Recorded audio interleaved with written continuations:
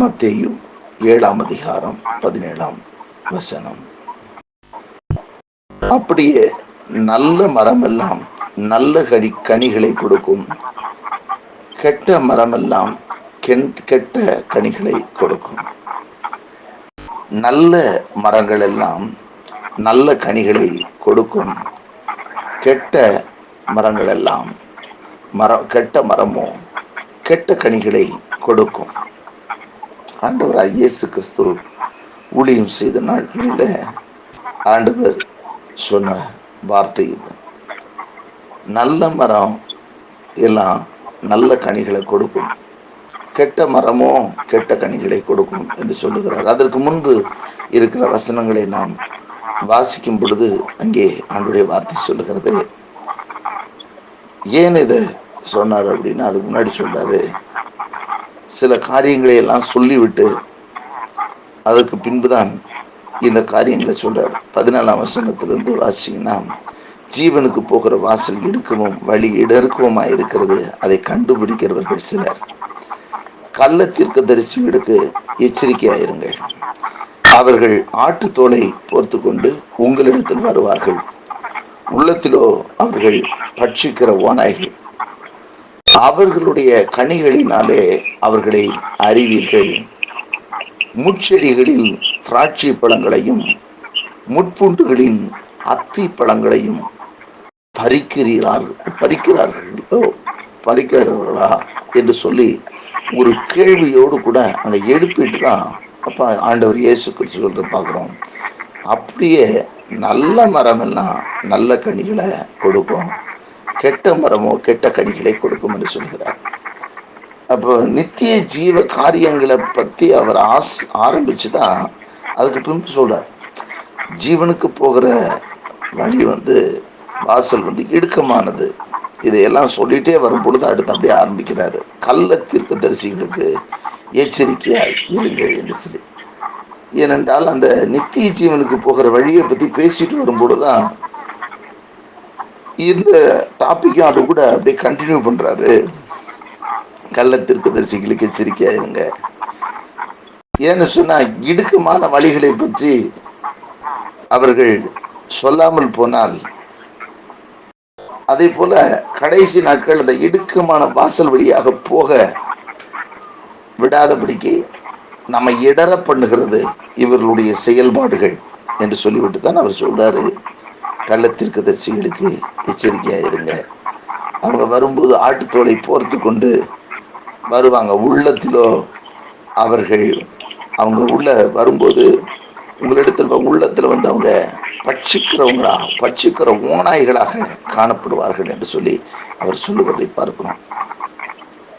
அதுக்கு அடுத்து வசனங்களை நம்ம வாசிக்கும் பொழுது அங்க சொல்றாரு, நல்ல மரம் கெட்ட கனிகளை கொடுக்க மாட்டாது, கெட்ட மரம் நல்ல கனிகளை கொடுக்க மாட்டாது. நல்ல மரத்துல நீங்க எந்த சூழ்நிலையிலுமே அது என்ன பண்ணாது அப்படின்னு சொன்னா, கெட்ட கனிகளை கொடுக்க மாட்டாது. அதாவது நல்ல மரம் எந்த சூழ்நிலையிலும், எந்த சூழ்நிலை என்று சொன்னால், இப்ப உதாரணத்துக்கு ஒரு மாமரம் இருக்குன்னு வச்சுக்கோங்க, அந்த மாமரத்துல எப்பொழுதும் அது காய்களை மாம்பழங்களை தான் அது கொடுக்கும். இல்ல இந்த வருஷம் அது தண்ணி சரியா கொடுக்கல, அதனால இந்த தடவை நம்ம அது கள்ளிக்காய்களை கொடுக்கலாம் அப்படின்னு சொல்லிட்டு அது கள்ளிக்காய்களை கொடுப்பது கிடையாது. அங்க அல்லது ஒரு விஷப்பழங்களை அது தருவது கிடையாது. அது வறட்சியான காலமா இருந்தாலும் அந்த வறட்சிக்கு மத்தியில் அது பூத்து பிஞ்சு பிடிச்சு அது காய் வருது, அதுல கனி வருதுன்னு சொன்னா, அந்த கனி அது மாங்கனியாகத்தான் இருக்கும். அது வறட்சியா இருந்தாலும் சரி, அதுக்கு என்ன சூழ்நிலை, அது தண்ணியே இல்லை அப்படின்னா கூட அந்த மரத்துல அது காய்க்க போகிறது மாங்காய் தான் காய்க்கும். இப்போ அதுல நம்ம அறிந்து கொள்ள முடியும் என்பதை அவர் சொல்லுகிறார். அப்ப நல்ல மரம் கெட்ட கனிகளை கொடுக்க மாட்டாது, கெட்ட மரம் நல்ல கனிகளை கொடுக்க மாட்டாது. அது வறட்சியிலும் சரி செழிப்புலையும் சரி, அது செழிப்பா இருக்கிறதுனாலதான் அப்படி ஆடுது அப்படி இல்லை, அது வறட்சியானாலும் அது அப்படித்தான் ஆடும். அது வறட்சியானாலும் அதனுடைய கனி அப்படித்தான் இருக்கும். கர்த்தருக்கு மகிமை ஆகட்டும். ஆகவே நல்ல மரங்கள் நல்ல கனிகளை கொடுக்கும், அதை தொடர்ந்து அவர் சொல்றாரு, நல்ல நல்ல கனி கூட மரமெல்லாம் வெட்டுண்டு அக்னியிலே போடப்படும், ஆதலால் அவர்களுடைய கனிகளினாலே அவர்களை அறிவீர்கள் என்று சொல்லிட்டு அதுக்கு முன்னாடி சொல்றாரு, பரலோகத்தில் இருக்கிற என் பிதாவின் சித்தத்தின்படி செய்கிறவனே பரலோக ராஜ்யத்தில் பிரவேசியம் அல்லாமல் என்னை நோக்கி கர்த்தாவே கர்த்தாவே என்று சொல்லுகிறவன் அதிலே பிரவேசிப்பதில்லை. அப்படி அதை கண்டுபிடி சொல்றாரு. அந்நாளில் அநேகர் என்னை நோக்கி கர்த்தாவே கர்த்தாவே உம்முடைய நாமத்தினாலே தீர்க்க தரிசனம் உரைத்தோம் அல்லவா, உமது நாமத்தினாலே பிசாசுகளை துரத்தினோம் அல்லவா, உமது நாமத்தினாலே அநேக அற்புதங்களை செய்தோம் அல்லவா என்பார்கள். அப்பொழுது நான் ஒரு காலம் உங்களை அறியவில்லை, அக்கிரம செய்கைக்காரரே என்னை விட்டு அகன்று போங்கள் என்று அவர்களுக்கு சொல்லுவேன். ஆகையால் நான் சொல்லிய இந்த வார்த்தைகளை கேட்டு இவைகளின்படி செய்கிறவன் அவனோ அவனை கண்மலையின் மேல் தன் வீட்டை கட்டின புத்தியுள்ள மனுஷனுக்கு ஒப்பிடுவேன் என்று சொல்லி இயேசு சொல்லி முடிக்கிறதை நாம் பார்க்கிறோம். கர்த்தருக்கு மகிமை உண்டாகட்டும். தேவ வார்த்தையின்படி செய்கிற ஒரு ஊழியம், தேவ ராஜ்யத்தின் பணியை நிறைவேற்றுகிற காரியம், இதுல நம்ம பார்க்கிறோம். அப்ப நல்ல மரம் நல்ல கனிகளை கொடுக்கும், கெட்ட மரம் கெட்ட கனிகளை தான் கொடுக்கும். கெட்ட மரமும் அது கெட்ட கனிகளை தான் தரும், அது நல்ல கனிகளை தர முடியாது. அதனால ஆகவே இல்லை, அந்த சூழ்நிலை எந்த சூழ்நிலையில் அது நல்ல கனிகளை தராது. அது எந்த சூழ்நிலையிலும் அது கெட்ட மரம் கெட்ட கனிகளை மாத்திரமே அது தரும். அவை இந்த கடைசி காலங்களிலே நாம் எச்சரிக்கையாக இருக்க வேண்டியது ரொம்ப அவசியமானது. எதை குறித்து அப்படி சொல்றாருன்னா, கள்ளத்திற்கு தரிசிகளுக்கு நீங்கள் எச்சரிக்கையா இருங்க, அவங்களுக்கு ரொம்ப ஜாக்கிரதையாக இருக்க வேண்டும். இந்த கடைசி நாட்கள் நம்ம இடல் அடைந்து விடக்கூடாது. சிலரை பின்பற்றி ஏமாந்து விடுகிறதை பார்க்கணும். சமீபத்துல ஒரு காரியத்தை நாம் கேள்விப்பட்டோம். போன வருஷமே செப்டம்பர்ல இயேசு வரப்போகிறார் என்பதை ரொம்ப உறுதியா சொன்னாங்க. பயங்கர சாட்சியாக சொன்னதை எல்லாம் நாம் கேள்விப்பட்டோம். இப்படி தவறான காரியங்களை நாம் நிறையவற்றை கேள்விப்படுகிறோம். சத்தியம் என்னவோ அதை நாம் நோக்கி பார்க்க நாம் அழைக்கப்பட்டிருக்கிறோம்.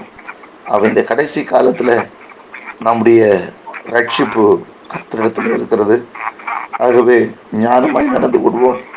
நல்ல கனிகூட மரங்கள் எல்லாம் கண்டிப்பாக அது வெட்டுண்டு அக்னியிலே போடப்படும்.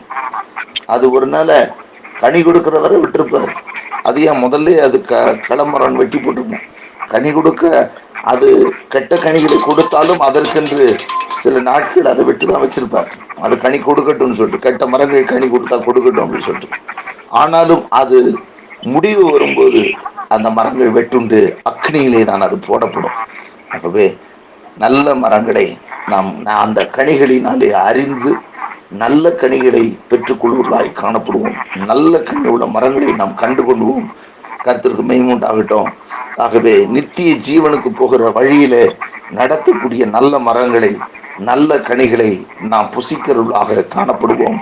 கர்த்தருக்கு மகிமை. இங்கே இந்த பகுதியில் முழுசும் ஒரு பெரிய எச்சரிப்பினுடைய காரியங்களை ஆண்டவராகிய இயேசு கிறிஸ்து சொல்லுகிறதை நாம் பார்க்கிறோம். ஏன்னா என் நாமத்தினாலே பிசாசுகளை துரத்தினோம்.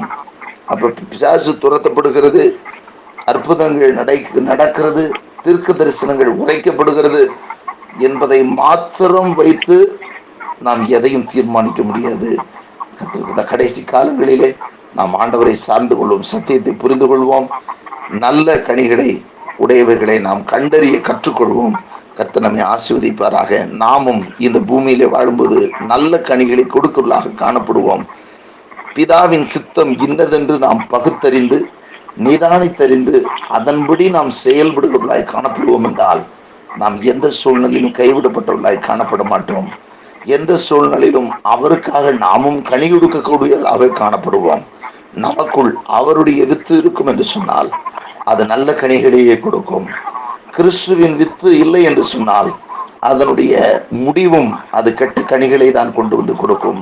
நாம் நல்ல கனிகளை கொடுக்கக்கூடியவர்களாக நாம் காணப்படுவோம். கர்த்தர் நம்மை ஆசீர்வதிப்பார்.